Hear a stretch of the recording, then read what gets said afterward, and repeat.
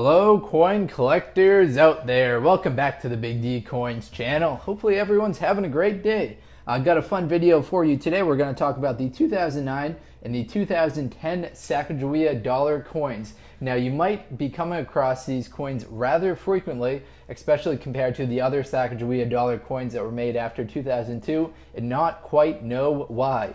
Well, the reason for that is in 2009 there was a law that was passed, some new legislation that required at least 20% of all dollar coins produced during the year to be the new Native American dollar coins. Now they changed it from the Sacagawea dollar coins to the Native American dollar coins starting in 2009, and they made these cool reverses to them.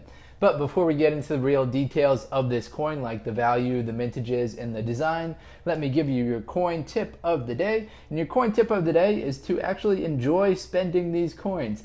These coins, most of them, if you're coin roll hunting and you're going through a bunch of these, are only going to be worth face value, but spending them can actually be quite entertaining. So I was a teenager back in 2010 when the Sacagawea dollar coin first came out. I remember trying to find it from all the vending machines. It was super popular. There were over 1 billion that were made in 2000, but that time has really come and passed. Now, most of the cashiers that are kind of the younger teenagers have no recollection of 2000 when everyone really cared about dollar coins. So if you hand them one of these or a Susan B. Anthony, they will be quite puzzled. I actually did it recently. I was buying a soda. Instead of swiping my credit card, I had some extra dollar coins, so I gave them the $2 coins to pay for the soda, and they were quite confused. But they took them, they put in their cash register, and they went on. But I found it kind of entertaining, and it's a little easier sometimes to actually spend the coins than to bring them back to your bank. So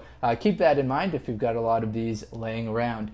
And I've also got this new cool addition to my collection right here. This is just one of those colored quarters that they made. Now these quarters probably sold for quite a premium.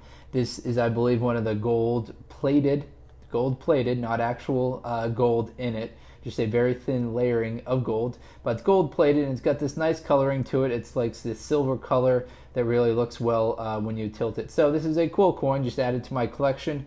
Thought I'd share it here with you. It's a Colorado state quarter, and the mountains are white, and the face of the coin, the back fields of the coin, are a gold coloring to it. All right, now let's get back into the actual gold colored coins, these ones right here. Now these are not actual gold coins. Many people do search for golden coins and try and figure out the value of them. These are mostly manganese-brass coins. So they're 88.5% copper, 6% zinc, 3.5% manganese, and 2% nickel. But the manganese is what gives it the gold coloring to it. Now back to the mintages of the Sacagawea dollar coin. So the mintages were very, very high for the Sacagawea dollar coin from 2000 until 2001, and then they drastically drop off after that. So in 2002, the government allowed the mint to only make the Sacagawea dollar coins just for coin collectors and to sell them at a premium. So starting in 2002, the Sacagawea dollar coins were not intended for circulation. So if you come across a 2002 or later, like this one right here, my advice is that you hang on to it. Try and build up a nice set collection of these right here. I imagine many people find 2002, 2003, 2004s, and they just turn them right back into the bank, not thinking much of it.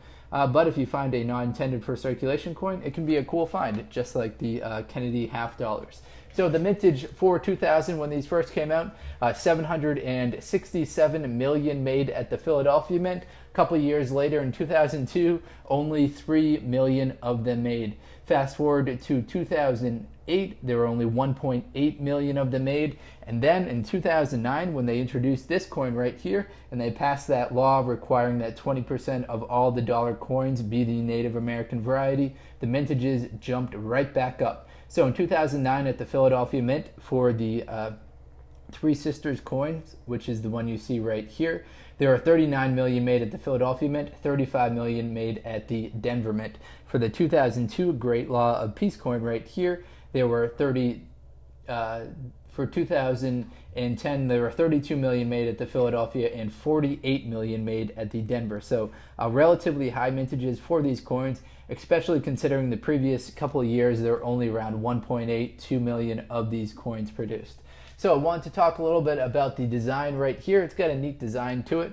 So this design right here shows a Native American woman sowing seeds of the three sisters. The three sisters are the main agricultural crops of some Native Americans. Those three crops are squash, maize, and climbing beans. It symbolizes the Indians' tribes' contributions to agriculture. So the Native Americans helped us understand how to grow crops here in the United States. So this was a great contribution. The Native Americans helped with the Europeans that were settling the country. So that is a very cool coin right here. So you see a Native American woman. She is planting or sowing the seeds of squash, maize, and climbing beans. Now this coin will have edge lettering to it, or at least it should. It's hard to capture on the camera, and mine happens to be rather worn out, but you can kind of see, oh, you see unum right there, so that's part of the E pluribus unum. And the obverse is just your standard, except the difference here between the regular Sacagawea dollar coins and this one right here is that the date and the mint mark are on the edge of the coin and not on the obverse of the coin. So as you can see, a earlier Sacagawea dollar coin 2003 S, we see the date and mint mark on the obverse. On this one right here, it will be on the edge. And now let's bring in this coin right here. So this is the Great Law of Peace coin, another particularly high mintage for this coin that was made in 2010. It's going to have the same metal content, same value, except this design right here, you see the Hathia belt and 5 arrows bound together representing unity with the inscription of a Native American word, Indonesia, a symbol for the Iroquois Confederacy, meaning people of the Longhorn. You also see some other inscriptions going around the outside. But it's kind of interesting that our founding fathers, with the Declaration of Independence, used some of the language that was in the Great Law of Peace. The Great Law of Peace was essentially a peace treaty amongst the Native American tribes, or at least certain ones of them, and that kind of brought them together. So that's what this contribution is from the Native Americans right here. They put together this great peace treaty that the United States founding fathers kind of borrowed some of the information from to help form the Declaration of Independence in our Constitution. So here is the 2010 Native American dollar coin and the 2009 Native American dollar coin. Now, because the mintages of these coins are in such high, your coin is going to have to be in an uncirculated condition for it to really be worth getting graded or worth selling at a premium. Again, the mintages for 2009, 33 million at the Denver, 37 at the Philadelphia, 2 million proof coins that will have that S mint mark on them. For 2010, there were 48 million made at the Denver, 32 million at the Philly, and 1.6 proof coins with the S mint mark on them. All right, everyone, that's all I've got for today's video. If you're into coin collecting, please do check out some of the other videos on this channel. Thank you very much, everyone, and best of luck coin collecting out there. Enjoy!